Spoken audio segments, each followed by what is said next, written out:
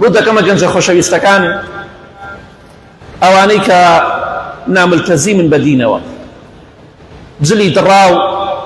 جلی تەسک و تەنک و لەبەر دەکەن و ملوانکە لە مل دەکەن، تەقلیدی کافرەکان و بێباوەڕەکان دەکەن چی پیاو بێ یا چی ئافرەت بێ، ڕوویان تێ دەکەم بە سەرهاتی ئەو گەنجانە بخوێننەوە. هاوڵانی ئەشکەوت ڕەزا و ڕەحمەتی خوایان لێبێ کە لە تەمەنی ئێوەدا بوون بەڵام زۆر لە ئێوە جیاوازتر بوون، تەنا تەمەنتان تەمەنی ئەوان بوو، بەڵام ڕەفتار و ڕەوشت و ئەخلاق و ئیمان و تەقواتان لەگەڵ ئەوانە زۆر جیاوازە. کەواتە با بە خۆماندا بچینەوە. ئەوان ئینکاری لە قەومەکەی خۆیان کرد کە شەریک بۆ خوا بڕیارەدەن. هؤلاء قومنا، ئەم قەومەی ئێمە، ئەم خەڵکەی ئێمە، اتخذوا من دونه آلهة، لغيري خوال كومالا بتي كان داناو دي پرستن، كومالا كسي كان داناو دي پرستن، لولا يأتون عليهم بسلطان بين، باشا بو بلغيك ناهينا لسر أم شريك بخابر يردانا،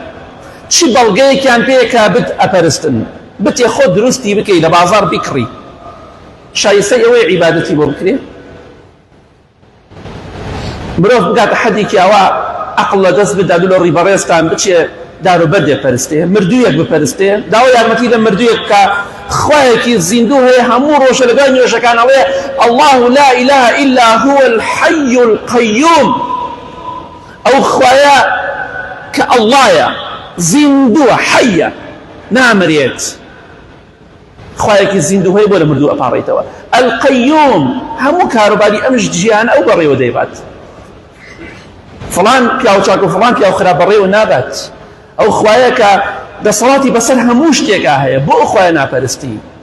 چی بەڵگەتان پێیە کە ئێوە عیبادەت بە داروبەرد و قەبر دەکەن؟ عیبادەت چییە؟ تۆ کە دوعا عیبادەتە، پێغەمبەری خوا فەرموویە صلی الله عليه وسلم الدعاء هو العبادة، کە تۆ لە قەبرێ پاڕایتەوە عیبادەت بۆ قەبرێ کردووە، کەواتە ئاگاداری خۆت بە. بەڵام تەماشا دەکەی ئەوان ئینکاری قەومەکەی خۆیان دەکەن کە بتەپەرستن، ئەوان تاریکی ئەشکەوتیان پێ خۆشتر بوو، تەسکی و تەنگی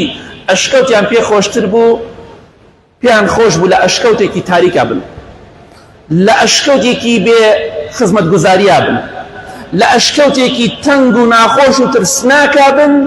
ئەوەیان پێ خۆشتر بوو لەوەی کە سەجدە بۆ غەیری خوا بەرن،